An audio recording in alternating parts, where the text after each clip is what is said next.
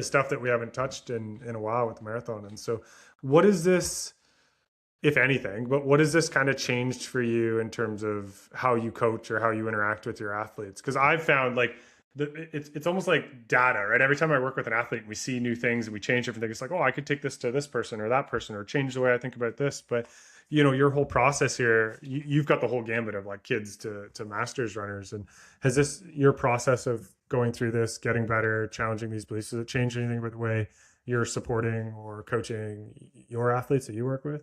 Yeah, absolutely. I mean, I think that again, it's easier said than done Yeah. to change your mindset and take that anxiety from people, um, or challenge them to not. I mean, we're all going to be scared before Mhm. a race. I mean, if we weren't, it wouldn't be normal. But it's Yep. more talking them off the ledge and teaching them how to believe in themselves, telling them to go back and look at workouts where they did really well, and really just giving them some of the feelings that I had and how I've changed, how I believed in myself, and where I was before and where I am now, and just the letting go of the fear of failure. Yeah. Because when you let that go, even on just regular quality work days, you I feel like you do so much better. Because Yeah. if you come back and you're like, okay, I had a bad workout and I'm just going to let that go. I'm just going to let that go and I'm going to go about my day. I'm not going to let it ruin my day. I'm not going to let it ruin my training. I'm not going to let it scare me for next week's quality work. And a lot of people do that. So I'm able to talk them down from that.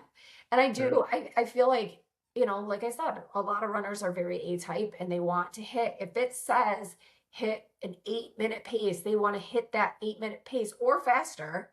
And it's like, Yeah. well, you hit like 8:10. So that's not terrible. Let's like Yeah. look at that, like there's so many other things in the world going on. Like in general, like your lifestyle. Do you have kids? Yeah. Are you busy? Is your job holding a lot of anxiety, making you have Yeah. a lot of anxiety? Like there's so many things when we do workouts, that I have my athletes look at. How are you feeling? Not just based on what your Garmin tells you, because my Garmin tells me I feel terrible every day. Yeah.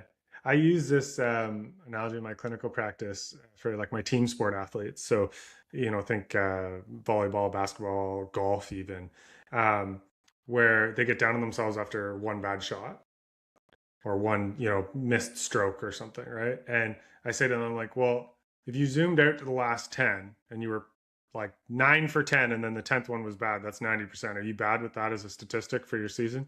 No, you're not mad about that. You're crushing it, right? You're hitting, you know, you know, your kids play football, right? Or one of them does. So it's like, you know, if he plays and he's 90% of the time, he nails the job of his position across the season. You zoom out, it's like, that's a friggin' good season, right? So it's like, why are we dwelling on the one, right? Why are we turning one into two, right? And so I think it's hard for us to do that, but as athletes, because you're right, we're so numbers based. But I think if we zoom out and go like, oh, okay, so I had one off day, like one bad workout in 8 weeks. It's like, is that the thing that's going to tell me what my race is going to do? No, probably not. It's the other 8 times 7, whatever that is, math, 60 something days. you Yeah. you crushed it, right? I mean, So really, I think another thing that I feel like so many people are just so worried about I get a lot of notes or like, I'm so worried yeah, about this quality session that I see on my calendar 5 days from now. And